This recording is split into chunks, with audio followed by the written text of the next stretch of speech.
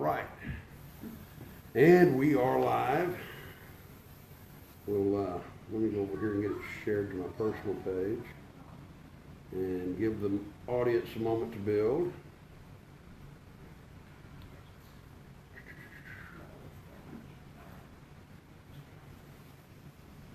Let's go over here. There we should find it.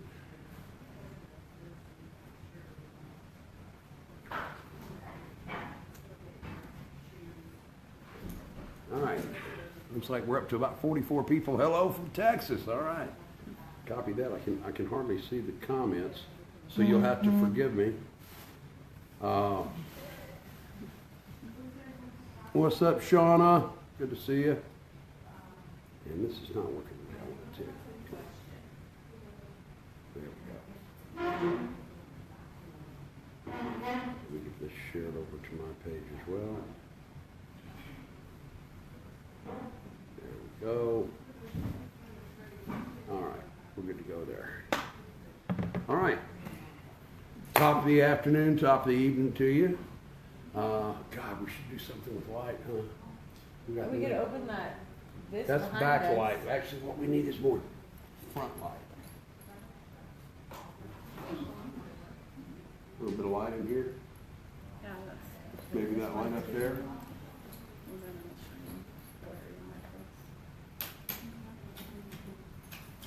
I don't see anything working there. Did that light it up for you? Yeah, I did. All right. So there we go. Hello. Technical operations here. All right, more folks walking in the door. These SUVs power. All right, so as you guys know, we are in Las Vegas, Nevada for the #Stand event taking place tomorrow. First of all, I want to tip my hat to all of you who are on the road and on the way here. Lots of folks flying in, lots of folks driving in from all over the country. Thank you. Thank you for coming. Thank you for being on your way to come stand with these families of these patriots. These patriots themselves. You guys aren't just families of patriots. You guys are patriots. Sitting next to me, and I'm really, really honored to be here with you guys. Brianna Bundy, wife of Mel Bundy. That's Mel's woman. Yeah, Mel's woman. Mel's woman. Yeah. And we have Andrea Parker. And your husband is? Eric Parker. Eric Parker. He's one of the men that is currently in this retrial. And he was the first one to take the stand for himself. So in the last trial that ended in a mistrial for him. So you guys have been down a very long road. A lot of people that are going to tune into this video are familiar to some degree or another of what this is all about, what the Bundy trials are all about. There are some people out there that may not have any idea what this is all about.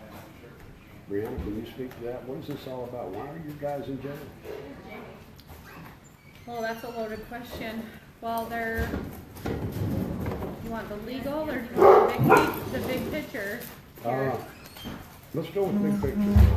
I think the big picture is, in this country, you control the land and the resources and you control the people. And the people realize that we are the fourth branch of the government and we hold the power in this country, then they will lose their power. They can't allow us to stand united regardless of race or religion or social or economical background and stand together, because then it diminishes their power and control over we the people and our God-given rights. They don't want us to know we have God-given rights. No, you're absolutely right. They don't. But in fact, they want us to forget. Absolutely. And What makes us America. if you stand up Background noise is against killing the audio. All right. Yeah, go ahead. Yeah, can we get them to kill it in there? Background noise is killing the audio. Is that upstairs or? Well, we thought about it, and we thought, well, you know, we just kind of keep things to a dull roar in there, maybe. All right, one of the guys is going to. So the other thing I think is the big reason for our guy sitting in jail is to set a precedent for the American people that you do not say no to the federal government. We are the king and master, and you will lick our boots. And we said not just no, we said hell no. Right. We're not going to tolerate this. At whatever the cost. Whatever, do what is right. Let the consequences. No regrets. Hang tight, guys. We've got Hey guys, through traffic. we're live streaming. We're live streaming. Lots of through traffic happening. This is a very busy house. I know. Maybe we should have went upstairs. That might not have been a bad idea. I think I actually got them so they'll go through the garage now, so hopefully we can get some of that, because I think most of the background is coming from right here, right? Hope so. I hope so. This is a very busy house. This is a house, and you guys have heard Ace talk about My Sister, My House. This is a place that is a safe place for the families to come, and they're killing me in the kitchen. I just know they're killing us in the kitchen. Should we just walk upstairs? Should we? Let's do that. We're going to carry this upstairs, guys. We're just going to take this show upstairs. It'll be okay. It's going to be all right.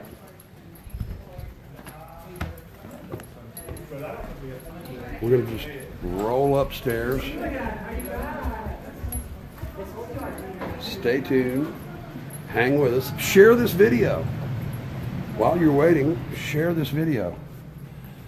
All right. I'm even going to shut this. Now we've killed all the background noise. Now we just have to find a place to put all of us in here. What's it? You two there, and you guys are a lot easier to look at than I am. So, so we were talking about why your guys are in jail. Right. Let's talk about the legal aspect of it. What are the charges against them? Conspiring against the United States of America, assault. First two are conspiracy against the government. They have assault on a federal officer, extortion, impeding justice, or obstruction of justice. Right? Obstruction of justice, impeding with law enforcement from doing their jobs, aiding and abetting, interstate travel in aid of extortion. There's 16 different charges. There's 17 counts, I think. 17 different counts, even if they dropped charge 3. Yeah, and there was 19, I think. There is, I want to say, it started out with 4 different 924Cs attached to these charges. Now, you're not supposed to be able to attach 2 different... Now, what is a 924C? Explain for those of us that don't know. A 924C is a charge where it's an enhancement, actually. So they have like conspiracy against the government, and then it has a 924C, and I don't think the conspiracies have a 924C. Let's say assault on an officer, and then they add that 924C. So that 924C, if they find them guilty of the assault, it's the weapons charge that gives them a mandatory minimum, and 25 years. Well, I think the first one starts at a lower amount of years, but they raise up the more you get on there. You're not supposed to be able to have different 924C charges on the same crime. Mm-hmm. So like if a guy goes and robs a store, it's robbery and it's a 924C use of a gun in relation to a crime. In a relation to a dangerous crime or something like that. Mm-hmm. So not only is she charged with that, but then it holds this other, which is it gives them a longer sentence and a mandatory sentence. So if you do go to prison, you have to fully serve all of those years. Now in this case, we started with 4 different 924C charges. They actually dropped charge 3. What charge was that? It was the lesser. And all the guys are facing the same charges, essentially? Yes, it was the lesser of the 924Cs. It was ultimately, I think it was like carrying a gun in the presence of a law enforcement. Something like that. Like with impeding with using a gun or something. So initially the 924C charges, that is the reason that they're being continually held. Right. Because they say these guys are a flight risk. They're a danger to society. Yeah. It's because of these 924C charges that they can keep them locked away. And they have kept them locked away for over 17 months. Mm-hmm. And So Well, wait a minute. Hang on a second. People commit murders. You get 7 years. People commit murders. People commit rapes. People commit all these kinds of violent crimes, and they get to post bond and wait till their court date.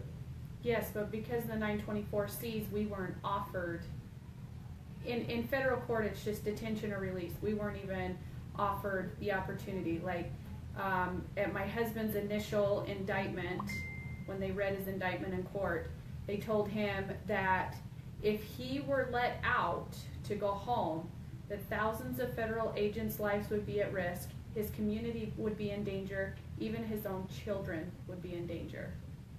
And they're saying this, mind you, after 2 years after the fact. So all of these men They allowed lived them their to- lives out for 2 years. Right. And then the federal government comes, scoops them all up and says, you're a danger to society.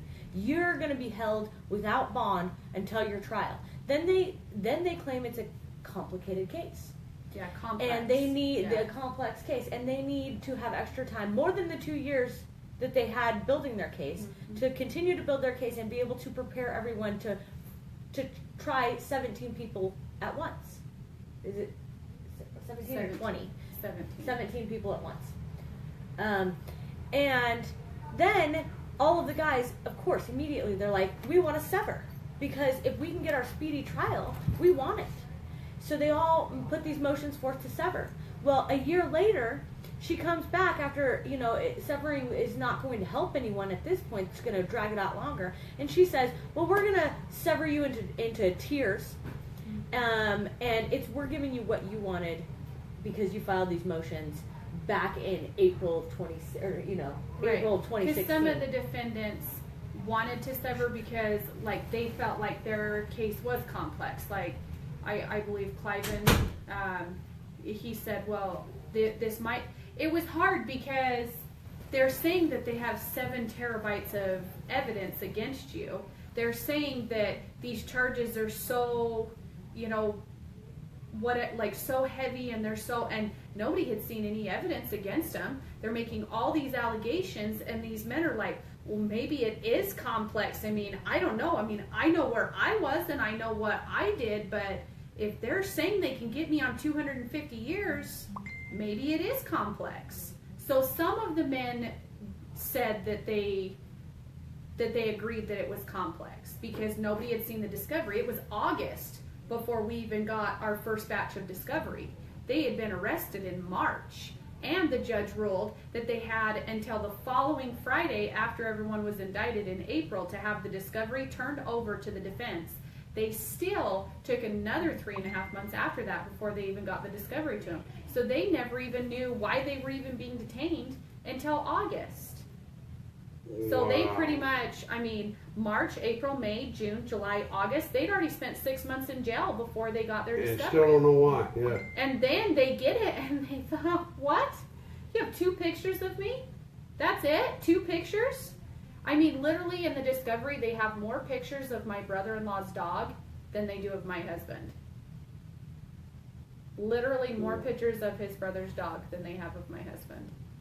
They haven't charged the dog yet, have they? Well, we talked about that. Maybe Davey likes his dog. It would be nice to let the dog come to the jail. But no, it's not really funny. It's No. repulsive. It's repulsive that you can keep men detained Yes. in a alleged free country on an allegation. Yet I know many people, I read the cases on TV all the time. There was just barely a doctor right after our men were indicted that chopped his wife up into little pieces, and he was out on bail in 24 hours. Yet my husband, who has laid her husband, not one of the 19 defendants ever laid a hand on another living soul, and they have been held without release for 1.5 years on an allegation. And the prosecution said in court that, well, we understand that we don't have adequate evidence to support the charges, so we're going to need more time. So they have still been compiling a case against us. We got Eric and them. We're going to hold you in jail until we can build a Right. case that we can try you with. They still were submitting incident reports, like 302s and stuff, clear mid-January, and these guys started trial February 6th, and they were still trying to bring in evidence. Even after the final date was in October to submit any more evidence, they were still bringing it in clear a week before trial. And there's still nothing but false statements And they after the fact. Some of them were even dated 2017. And the thing is they put all this evidence into the first trial, and the government's case went on for weeks. 6 weeks. The defense had 3 witnesses, one of them being Eric Parker. And even with all of that, these 4 guys all were a hung jury on all charges. Right. It was a mistrial, and they should have been going home. But instead, they're going to spend another $1 million of your taxpayer dollars. And if you think it's just Nevadans, no, this is federal court. So every single person watching here, that's your tax money that is going to charge these guys yet again. And explain to them, too, about that. What do you mean, like that there has to be sign off on this? No, why they didn't have any witnesses testify. So when we went to, the government has this really long-winded case. And they're showing all of this evidence. And, you know, there is recordings of the Bundy Ranch. There is recordings from every single dash cam. There's recordings from the sky. There's Dennis Michael Lynch. There's cell phones. There's pictures. There is footage everywhere. And they are picking and choosing from that footage what they want to bring in. And they're excluding other footage that shows the truth, and they're kind of elaborating this crazy story. And then they tell us, they say, well, you can't bring any witness that wasn't there on the 12th. We're only talking about the 12th. Even though the government's case started all the way back in January where they sent FBI agents to go undercover at the Bundy Ranch, all the way back in January, and the actual cattle roundup wasn't starting for a few months. Yeah, March 27th. Is So, the cows. That's So interesting. the evidence that the prosecution is getting to bring forward It's all the way from It's January. gets to go all the way back to January, And but it from a continues defense even standpoint, through today. we Only can't the talk 12th. about anything other than the 12th. No, because they didn't want to talk about the things that they did. They said that we cannot show any evidence that will paint federal agents in a negative fashion. Why? I Because mean, it's think true. about that. Yeah. Because it would. Because it would that's be why they're discriminative. having a problem convicting these guys. Now, if you think about it, let's talk about why Tier 3 went first. Right. So they've broken all of these guys into different tiers, and that's how they've continued to string this off even longer. Now, then, right before trial's about to start for Clive Bundy Tier 1, they're like, well, we've decided that we're going to go Tier 3 first. Tier 3 have been labeled the gunmen. And they're the least culpable is what they're saying, and we're going to try them first. Yeah. Least culpable. Who are the guys in Tier 3? Tier 3, yeah. Let's identify go through this. So in Tier 3, we have Eric Parker. You may know Eric Parker from the famous pictures that are all over. Yeah, here he is right here. This picture that you've probably seen a million places. And That's your husband. That is my husband. Then we have Scott Drexler and Steven Stewart. Both of those gentlemen are personal family friends and rode down with Eric. I believe Scott Drexler, it was the day that he had met Eric. That was the day they met. Is on the way down there, and he's over to dinner at our house. They're friends, yes. And so Rick Loveland. then we have Ricky Loveland. He's from Montana. He came down. I don't know about how long he was there. You know, Eric Parker, Steven Stewart, and Scott Drexler, do you know how long they were at the Bundy Ranch? Less than 24 hours. They were there less than 24 hours, and they have been held for 17 months without getting out. Then we have Todd Engel. Todd Engel is from northern Idaho. He came down, you know, he's another one. He was actually found guilty of 2 charges in this last trial. And the government is trying to push. And he was found guilty of like the least of the 2 charges. It was obstruction, and it was interstate travel in aid of extortion. And they are trying to prosecute him. Neither one of those charges have a 924C, mind you. And they are trying to push for 18 to 30 years on him for those 2 charges. Even though they should have had the point system, it should have came out to 18 months. Yeah, Which it is should have been ultimately time served. Yeah, he should have been let go. And then we have Greg Burleson from Arizona. Did I get everyone there? Did I talk? No, Steve. Yeah, I said Eric Steve. Ricks, yeah, great. So that's the first 6. They went to trial. They said that they were the least culpable. This is not true because they're still tier 2. They didn't have weapons with them. And in my eyes, they're really, truly the least culpable. But what they wanted, these guys, they wanted a conviction on the gun charges before they even went into the Bundy trial. They wanted to make sure they had some guilties under the belt before they went in for the big dogs. And guns are scary. And guns are scary, and they figured that that would be the easiest way to get some convictions. And, that picture is, a lot of people see that picture and think, oh my gosh, and this is scary, and that's a criminal. But obviously, even with the prosecution hiding the facts and doing the things that they're doing, enough of the truth got out that they were a hung jury. I want to say 8-4 for Eric and 7-5 for Scott for acquittal.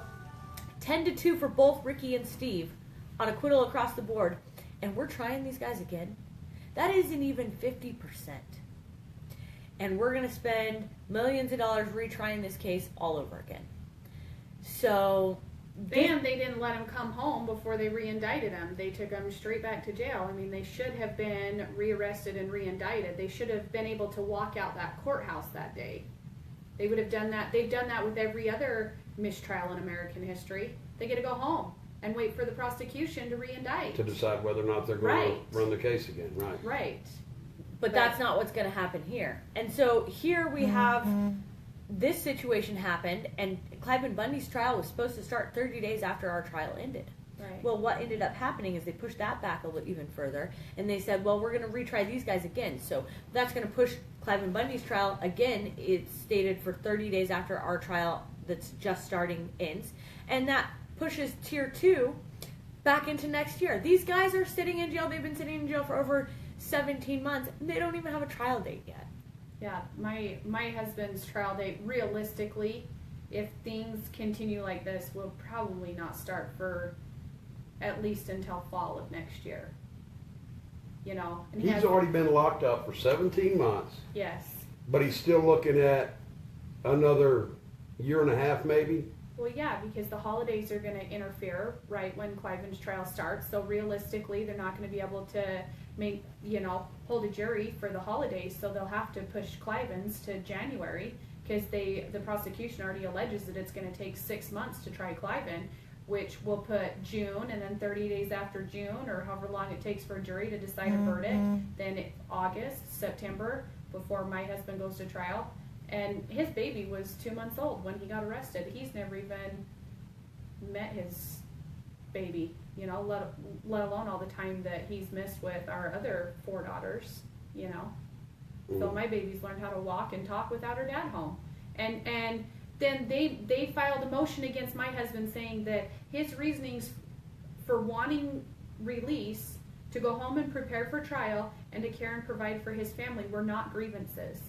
And then they said that they could ultimately keep him detained for 5 years before they violated his right to a speedy trial.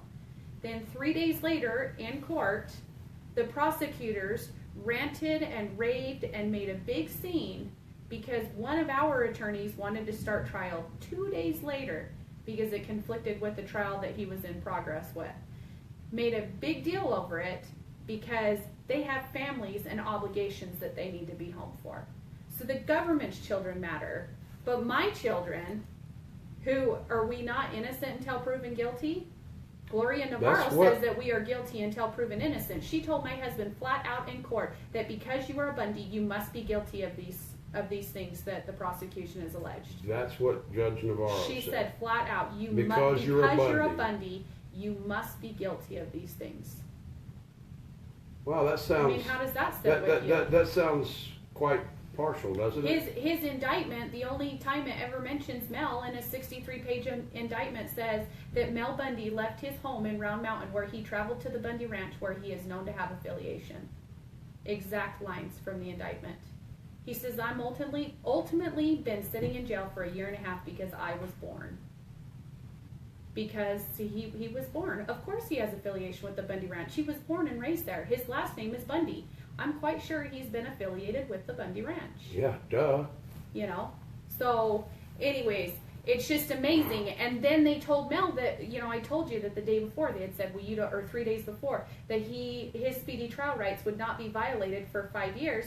Then Stephen Myrie slapped his hand on the desk in court. Stephen Myrie, that Jeff Sessions, our Attorney General, just made a big, you know, deal about how proud he is of him. He said in court that if we, to prolong this trial for 3 days, he was upset because every day this trial gets pushed back, they're violating the next defendant's right to a speedy trial. They know they are violating our rights to a speedy trial, but I'll be damned if they're going to admit it. And where's the accountability? Nobody's held accountable. Our families have been robbed of our providers, of our security. Every single one of these men that were indicted were the sole providers for their family. Every single one of them. What did we count the other day? There's 41 minor children. This doesn't even count grown children. Minor dependent children at home that have not had a father for a year and a half. Yeah. And not even to count, 41. 41. Most of those children are under the age of 10. I think we have 9 that are over the age of 10. The rest of them are under the age of 10 that have not seen their dads for a year and a half. On an allegation that can't even be, okay, so let me ask you this. If you believe that the government could prove their case, if they were so solid and so firm in their case for 250 years, why have they been offering plea deals from 2 to 6 years? Because they don't have a case. And why have they not allowed the public, the general public, every single one of you, to view the footage? Access to the Why discovery. have they sealed the discovery? Think about that. What are they hiding from you that you should probably see so that you can make a determination in this case? Well, and then they have leaked discovery on PBS. Was that PBS that Yes. did that? Leaked discovery on PBS, but guess what? Every little bit of that leaked discovery on PBS helps the government's narrative. So Yes. who leaked that discovery, really? And why aren't they being prosecuted for leaking the discovery Yes, if it's because such if a we problem? did, we've been told that we would be prosecuted for a minimum of 6 years if we sent out any piece of the discovery to the public. We're not even allowed to view the discovery. we don't have access to We it. don't The have men have access. to have a password to open it. It has to be checked in and out through the prison. It has to be viewed with an attorney, and we're not allowed to see it. My husband sat detained for a year and a half. I'm not even allowed to see if he happened to say something that could be questionable. You know, I mean, that's ridiculous. I have a right. You have a right. If we, the people, are paying for this trial, we have a right We to have a know. right to see This is what they're calling taxation without evidence. representation. Yeah. And nobody's fired up. I would be fired up. What the hell am I spending my tax dollars on? Why am I going to work to prosecute millions of dollars and I'm not allowed to know why? Pretty infuriating. Yeah, I mean, people have got to get involved. They've got to start thinking these questions through in their mind. What are they hiding from you? What else are they hiding from you? They're hiding a lot of stuff from us every single day. We don't even know half of what's going on behind the scenes here. And I think with this new trial going forward, and all the backhanded things that have been done, the prosecution has put forth a motion that states that we can't speak of our state of mind because Eric It will weigh on the testified that, you know, his state of mind, the reason he went down there was because he saw a First Amendment zone. And here in America, our First Amendment isn't confined to a zone. And so that really touched home, and he's like, I'm going down there, we're going to see what's going on here. He saw the arrest of Dave Bundy, who he didn't know. He didn't know the Bundys. He just saw the arrest of some man taking pictures on the side of the road, arrested by BLM agents. Since when did With dogs. BLM agents have arresting authority? With guns Then- and dogs. Then he sees a group of protesters being tased, had attack dogs sicked on them, and a grandma being thrown to the ground. And in, like, clothesline, picked up off the ground and thrown to the ground. And then we see a video where she's standing there and she's bleeding and she's hurt and they're calling for an ambulance. And might I add that emergency medical services were told to stand down. They said they were not allowed to respond. And in so that they video, had to drive her to the hospital because emergency services would not respond to us. yes, in that video, they wouldn't come. The police would not come. So here we have First Amendment zones, and we have the people who are supposed to protect the people, the police, the medical. You know, this lady is hurt, and the ambulance isn't going to come. They have to come even if it's not even serious. They have to respond. Ambulances go to bombings, and they're in danger there. Police officers go all of these places when they're in danger. But this particular situation, they were told don't go out there. So that's when my husband said, from Idaho, I'm going down there. I'm going to see this for myself and be out there protesting this. And that's where we ended up today. And he was there for how long? Less than 24 hours. He showed up maybe 2 in the morning because it's an 11-hour drive from our home. And so him and a couple guys got in a truck. They drove down there, got there around 2 in the morning, somewhere in the middle of the night. I was gonna say, rolled out a sleeping bag and I think they had a canopy that was attached to the back of the truck somehow. It was, early in the year, so it wasn't that hot, and they just slept outside. And they went to the rally the next day. They just showed up right when everything was happening.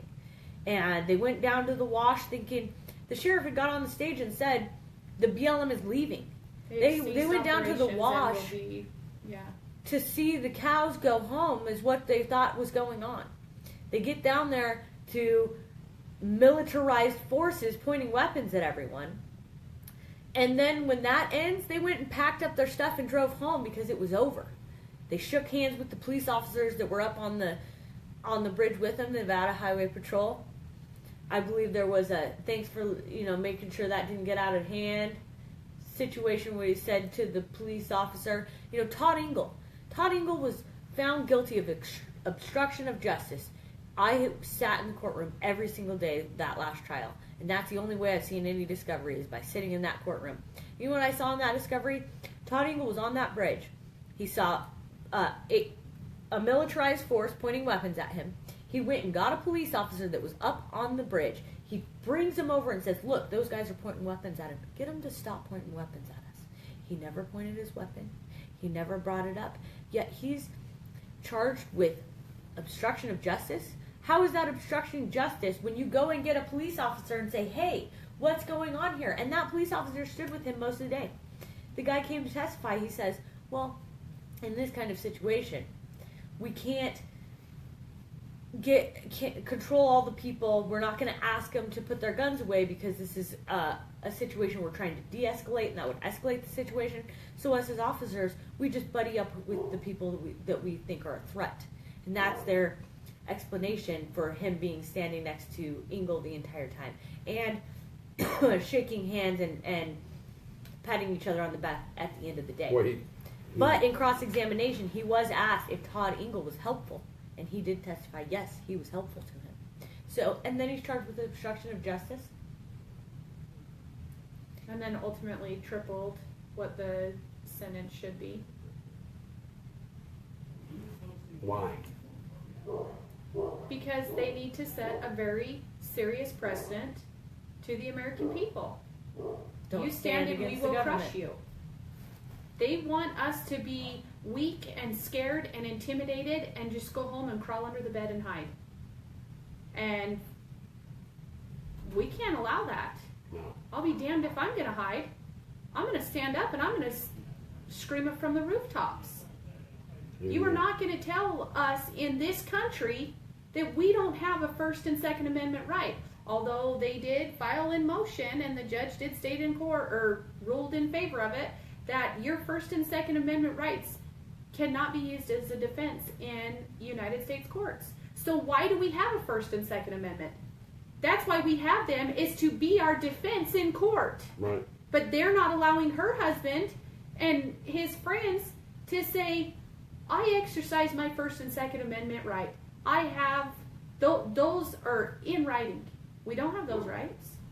You only have those rights as long as you think you have As those I understand rights. it, you cannot even, according to this judge, you can't even mention the term No. First Amendment rights. Or the Because Second contents Amendment rights. involved, like, Or the Constitution, because it Yes. goes to a legal No standing, Bill of and Rights. she will tell the jury Right. what the law is at the end. right. And even, like, you're not even able to discuss any of the contents of the Bill of Rights or anything. Like, you cannot even say You a can't say number with freedom amendments. of speech. Yeah, you cannot say terms or anything. I mean, think about that. She's going to dictate what the law is. Absolutely. She said in April, in our hearing at the end of April, I think it was April 19th, 2016, she said, I am the judge and I make the law. She said that in open court. I am the judge and I make the law. And the real problem here, You got that one wrong, Judge, just so you know. and the problem here is that when judges are when they're appointed, there's no getting rid of them.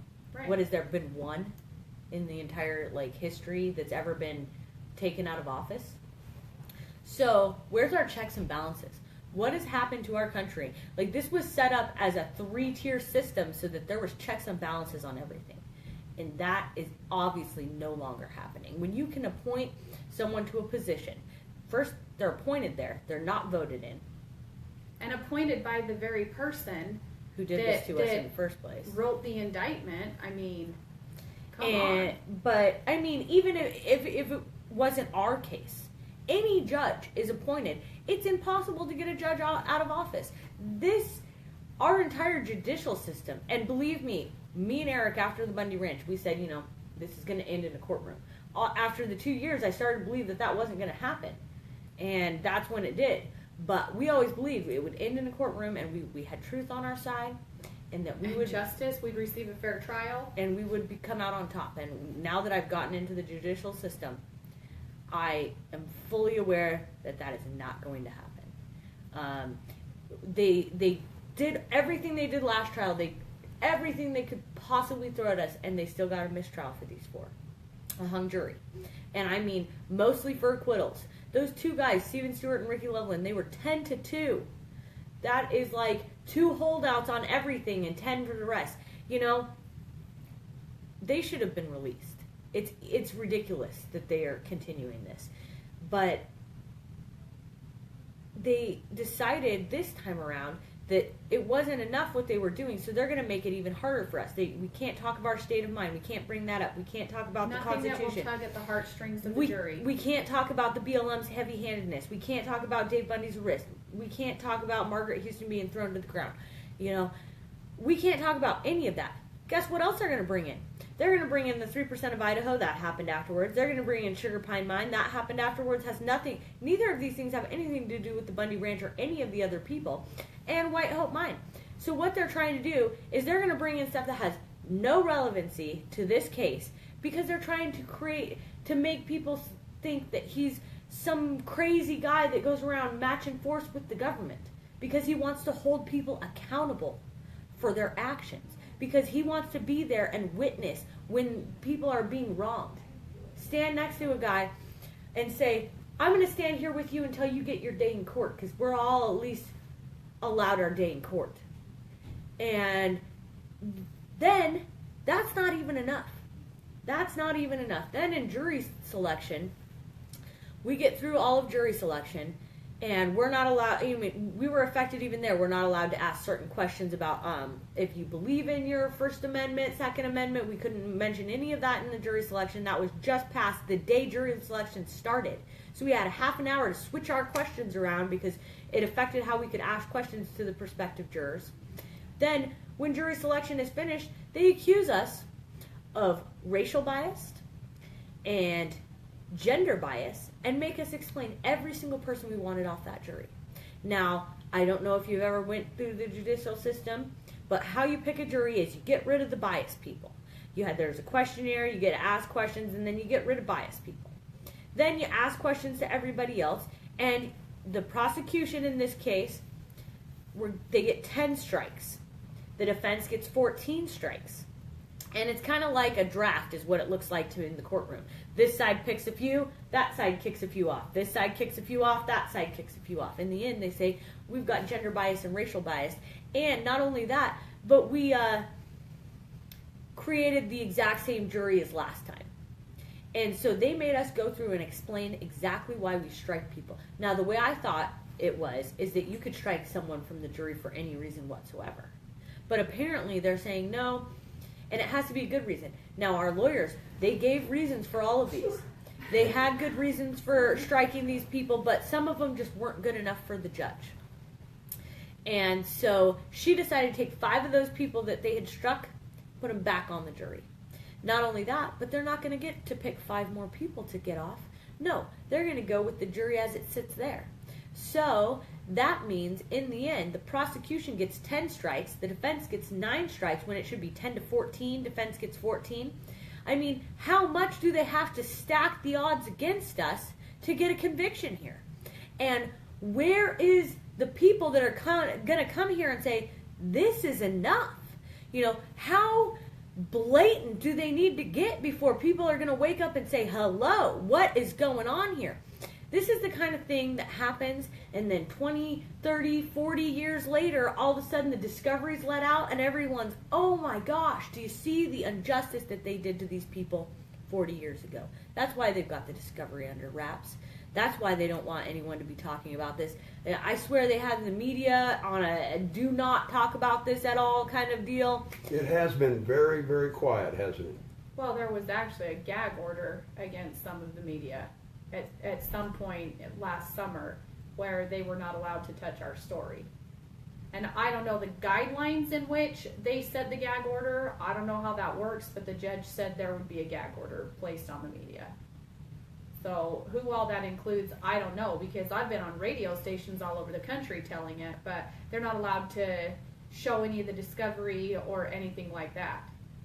So, and I know the national media, we've been calling them for months. They won't even answer our phone calls anymore. While we personally had their cell phones in 2014, they were there every single flipping day. They have all of the evidence because they videotaped it, and now, like, they won't, you know, talk about the highest profile case in America. I mean, this case going on right now was the #1 story in 2014 the entire year.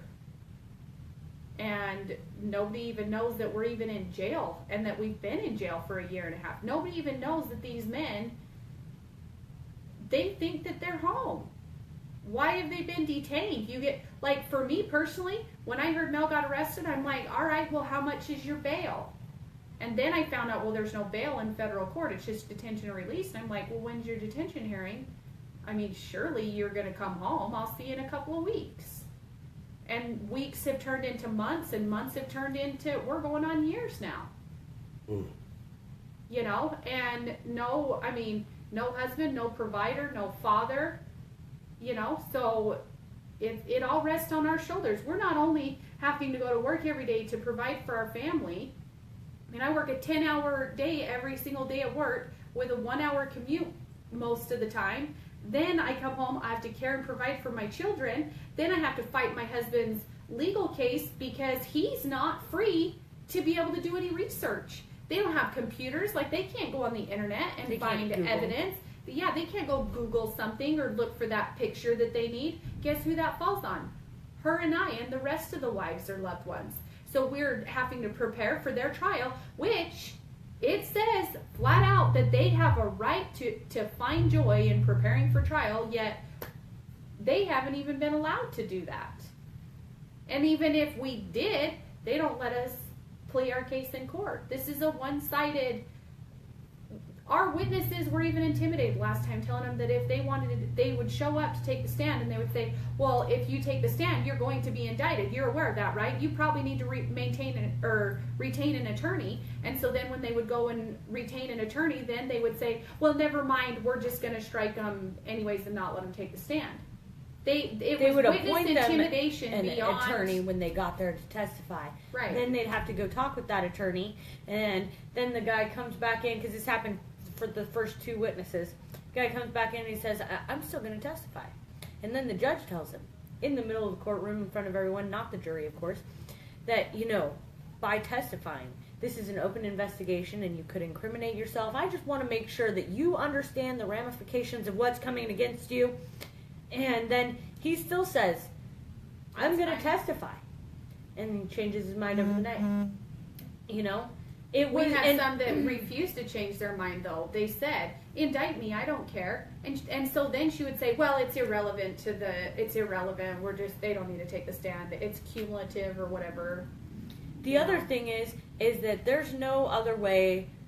You know, I've sat in the courtroom. I know how evil Facebook is. This is what they're using to watch everyone. You think anything you do on Facebook, I mean, literally, they watch everything. There was an FBI agent that testified that they spent thousands and thousands of hours on Facebook investigating the Bundy Ranch. Imagine that. Think about how much an FBI agent gets paid. We are paying FBI agents. We, the taxpayers, are paying FBI agents to spend thousands of hours investigating things on Facebook. Who exaggerates on Facebook? Nobody does that, right? Who photoshops things on Facebook? I mean, come on, right? Are we Well, and even- are paying FBI agents to look and get their news out of the Inquirer? But the thing is it's even bigger than that, because even they manipulate to the point that it's just disgusting. Like some of the Facebook posts that they've that they've shown in court, you know, and put in evidence or whatever, weren't even things that had anything to do with Bundy Ranch. They were talking about completely other events going on in their life, and they manipulated your words in a way to make it look as if you meant that towards something else. Yeah, they're taken out of context. Everything And that's why Eric is had to flipped take the around. stand. He had to put these things back into context. And they're pretty much making it so that you have to do that.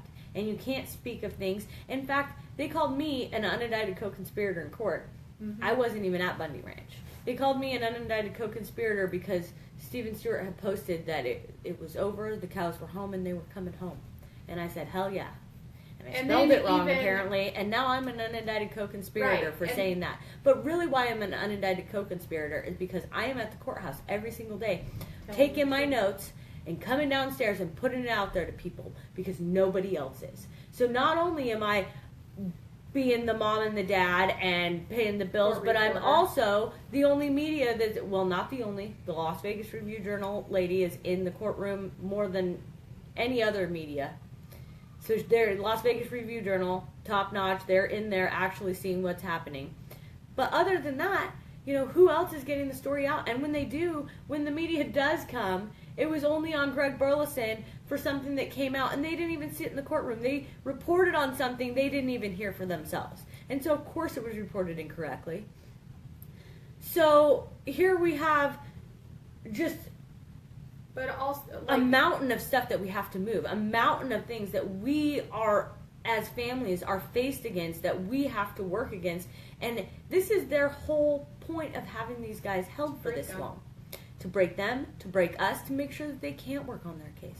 Could you imagine what these guys could do if they had access to the internet? They could have their entire case done. They wouldn't even need their lawyers.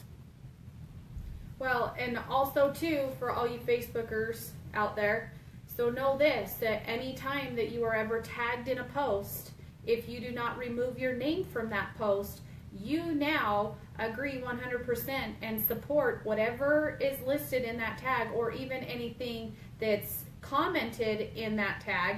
That is now the same as if you said that, you posted it, and you did that. So you're guilty. Yeah. You're guilty. They actually, the government tried to put memes. Right. Like, why do you share a meme? Because it's so ridiculous, right? Like, memes are funny because they're ridiculous. And here, they're like, they're trying to enter memes as evidence against these guys. And memes are shared because they're funny, right? Because they're ridiculous. Right. Can you believe this? They tried to enter And they're memes trying to use memes as evidence. as evidence. There was a George Washington meme, and there was something about bullets. I didn't even get to read the caption because the look on the juror's face when they started to do that, they pulled them right out as evidence. They're like, oh, we better not do that, because the jurors themselves Because the were jurors like, were like, are you they kidding me?" entering memes as evidence over here? It's pretty ridiculous. You know, that's the thing. You can't even believe what's going on in the courtroom. I mean, you sit there and you're almost so flabbergasted at the things that come out. you can't even process it. So you just write as fast as you can. You take notes, and you take notes, because you're not allowed to show any facial expression either. Because if you show facial expression, then you're kicked out, and then you can't come back in. So you just head down and you just write. You don't shake your head. You'll get thrown out of the courtroom So if for your shaking your husband head. walks in the courtroom, he can't even look at you and give you No. a smile. No. My husband was actually told, because his baby was there. Our baby, she was probably 6 months old, and she was there at a hearing. She was sitting on my lap, and she just learned her first word, and so she was saying da da da da da da, you know. Anyways, she was sitting on my lap, and she was saying da da da da, and he could hear it, and so tears started coming down his face, and it was Peggy Lean at the time. She's the magistrate judge in charge of all this. And she yells at my husband and tells him to quit being a crybaby, and told him that he was trying to use his tears to sway her decision, and that if he didn't knock it off, she would hold him in contempt and haul him out of that courtroom. Hold him in contempt. For having human For dropping emotion. some tears. And he said, "I'm sorry, Your Honor, but I have not seen my baby since she was 7 pounds." And she says, "Good excuse," or something to that effect. And she told him to cut it out. So then U.S. Marshals, you know, they surround them all the way around. When we go to these court hearings, how many U.S. Marshals are there? 12, 15? If all 19 Surrounded. or all 17 defendants, because 2 of them don't come because they pled out. But anyways, when all 17 of the guys are in there, they have 20 of them outside the door, 50 Homeland Security, helicopters flying above head. I mean, it is a show. And then when they transport these guys, they transport them with sirens on, 2 in front, 2 on the sides, 2 in back, drive 80 miles an hour down I-15, close down the 4 lanes of I-15 so they can weave all around, and you know, they jump out and they're all in rumble gear, you know, with their guns, and oh, we're gonna walk these dangerous criminals into the courthouse. They're shackled, their ankles to their waist and their hands to their waist, and they're in jumpsuits. And they make that big of a show. I mean, are you kidding me? They're fully handcuffed. Wow. They like spending money. They like spending money. And it's nonsense. Well, they're keeping everybody doing this because they tell all these marshals, they tell everybody, They hype you know, them up. these are domestic terrorists, they're the most dangerous criminals you've ever seen, these people. And so these marshals come in thinking, you know, Hannibal Lecter. yeah, we got Hannibal Lecter, we're moving around, and you know, I've seen it where they start out really, and then they're in the courtroom themselves, and they're thinking, I can see the looks on some of their faces like, what is going on here? I've actually And- seen U.S. Marshals stand in the courtroom with tears running down their face. I do want to You say know. one thing. It's amazing that Doc, you've come down here, and Ace and everybody's come down here for the stand event. We've actually seen that this has made a huge difference for us. Now the media is talking about it. Alex Jones is all of a sudden talking about it again. How many times Yeah. we sent him messages and things, and now he's talking about it. And it just takes one person to start getting involved.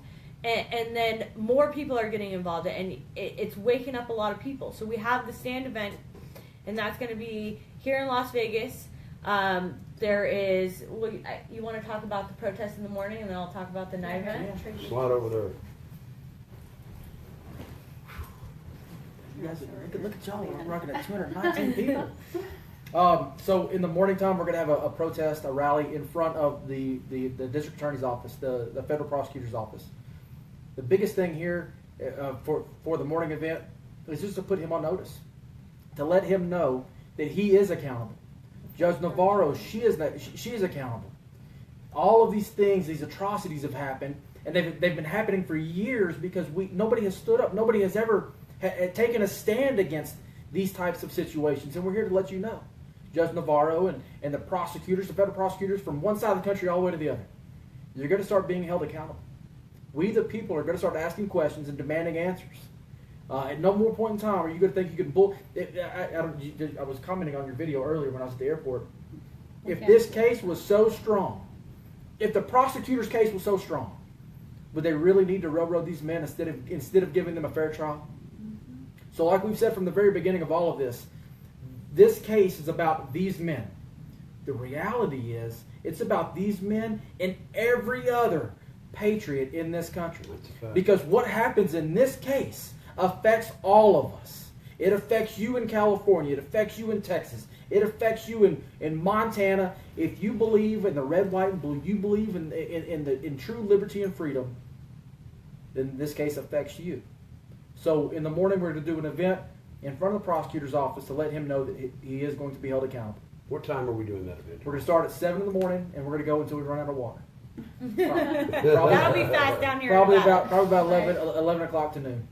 Somewhere about that. If we get done sooner, if we get tired sooner, if it gets too hot sooner, then we'll wrap it up. But the big event is tomorrow night. So you want to talk about that? Yeah, so we are over at the Rainbow Gardens. You can get the tickets at standlv.com. Go over there. You can look at our lineup. We've got Roger Stone is coming to speak, Michelle Fiore, Sean Stone. We've got Adam Kokesh, Carol Bundy, Jeanette Finicum, Deb Jordan. I will be speaking. So we've got a huge lineup. These people have taken their time to come down and try to get people to start paying attention to this. And this is huge for us because since they started this event, since people started showing up, we have seen it on more radio shows. We have seen it on the TV. We have seen it all over the place. So this is already making a difference, and we haven't even had them speak yet. So I can only imagine the snowball effect we've got going here. And all while we're doing this, the judge is continuing to stack the case against us. So all I can say is thank you, everyone, for listening to our stories, for, look into it deeper. Go in and check it out for yourself. See, Google Bundy Ranch. See the photos. See some of these things for yourself. Don't ever believe and take somebody's word for it. Always do your own investigation because, we're not going to rise above this until we start examining everything and making sure that it's true for ourselves. Well, and one important thing that all of you out there need to realize that I don't think that I ever realized before this is that every court case that goes through federal court now sets a precedent. So anytime a guilty verdict comes in, that now becomes Case law. So in our case, they're trying to say that if you even have a gun within eyesight of a federal law enforcement agent, which is U.S. Forest Service, BLM, U.S. Marshals, anything like that, if you give them even the 1,000-yard stare, that is the same as brandishing. All they have to do Assaulting is an officer. accuse you. And you have now just assaulted a federal officer, whether you unholster that gun or not. Just that because is you have it with dangerous. you. For all of you sportsmen out there, where the hell are you? Do you think in your right mind that you are going to walk out on public ground and harvest your animal without seeing a federal agent, a U.S. Fish and Game, or a BLM, especially in the West? They're checking your license. They're checking, if you're fishing, you might have a sidearm on. This sets a very dangerous precedent. This affects you. And it is time for you guys to say, enough is enough. I will not let this become precedent because it is violating my future liberties. It is time for we, the fourth branch of the government, to stand up and say no. And not just no, say hell no. We've had enough. Where's the NRA? Yeah. Where is the NRA? Exactly. They're probably I'm not heavily paying funded. I'm not paying a dime to the NRA ever again until they stand up and start defending Absolutely. This. These are our gun rights. We have all of our rights, not just our gun rights. Right. Our right to protest, our gun Right. rights. This Our affects freedom of your religion. rights. It affects, think about this. Your kids are at school. They're doing some kind of new mandatory vaccination. And you stand and you speak against this. This case will become case law and they will use it against you in court. That is exactly how far the reach is, and that is exactly why we have to stand for our brothers and sisters, whether it's something that affects you or not, because whether it affects you today or not will. doesn't mean it's not going to affect you later on. And we got to help our neighbors, we got to help our brothers, and I totally forgot, but the lovely Brianna Bundy will be speaking at the stand event as well. Yay. So we hope to see you down there. We hope to see you at the protest in the morning. I'm glad to hear that it's 7 to noon. So I'm actually kind of glad to hear that it's early myself. I normally don't like the early morning thing, but out here that counts. yeah, it does. Well, I'll have to take naps, but it's going to be an exciting day, and I just can't thank everyone enough for watching, for making the trip down here, and for putting on this praying amazing for event. us and helping out. We've received donations from all over this country, and it seems like every time you think I'm not going to be able to make it this month, somebody drops a 20 in your PayPal. And to all of you out there that have helped us get through and make ends meet for our kids, I mean, I can't say thank you enough, because we wouldn't be able to be here. I personally would not be able to be here right now without an unknown person, I don't even know who they are, dropping $100 in my PayPal. So all of you guys that have helped support financially, the prayers that keep us going, The letters to our men on the Yes. inside, that's huge for them. absolutely. That brings their spirits up. Eric's getting, and he sends me boxes of Buckets. letters, and they're from people saying, you're an inspiration to me. People tell me all the time, they're like, you're the wife, you're going through this, and you're down at the courthouse, and you're reporting the facts every day. And you know where my courage and my dedication comes from? Every day that I wake up and I keep going, they did not win. And they are not gonna win on my watch. I'm gonna keep on keeping on. It doesn't matter how much they stack this against us. It doesn't matter what they throw at us. I'm just gonna keep standing, because at some point they're gonna run out. I bet it's probably been a while since anybody ever said that you guys have some really lucky men. But you guys, They do. your husbands are very, very fortunate. I actually had We're standing up for someone. what was right. I actually had somebody tell me that the other day. They said, Mel must be one heck of a guy if you're willing to wait around for him that long. And I looked him right in the eyes and said, you're dang right he is. Because this is the deal. He stood for what was right. He answered the call, and he maintains his integrity. They have not sold out their integrity. And that to me is it right there. That whether my husband ends up being convicted or not and sitting in a prison for 250 years or not, I will wait for him until the day I die, because he's an honorable man. He did what so many are too chicken to do. Yeah. And we've got to start we've got to start standing up and believing in ourselves again. We've got to start standing together. I don't care who you are. I mean, I don't care. You if you are in danger, I am coming. And that's what April 2014 reminded me of. That it doesn't matter. We stand together or we hang separately. That's right. My And that's- family didn't know the Bundys. My family Yeah, didn't we're know best friends anyone. now. We were from Idaho. We didn't know none of them. But it doesn't matter, because Eric saw somebody's rights getting Right. taken away, and he knew my rights are next. And if Right. I don't go and stand with them, who's going to come and stand with me? And I am just so appreciative that everyone that has come to stand with him and stand up against this, because we need all the help we can get. We need the prayers. So God bless and keep fighting. Guys, tomorrow, you've got a chance to come stand. You've got a chance to make a difference. Now, I realize that there's a lot of people that can't get to Las Vegas tomorrow. But there's a lot of you who can, and I've had people reaching out to me all day, yesterday, today, talking about, I'm coming. You know what? I'm 2.5 hours away. I'm 3.5 hours away. California, folks. We're coming. So there's a lot of people coming.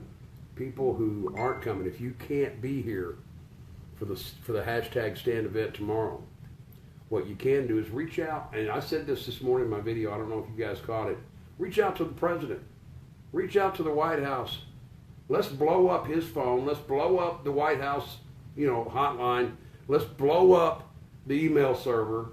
Go to Twitter. I heard there's a new thing that if your elected officials get so many tweets, they have to respond.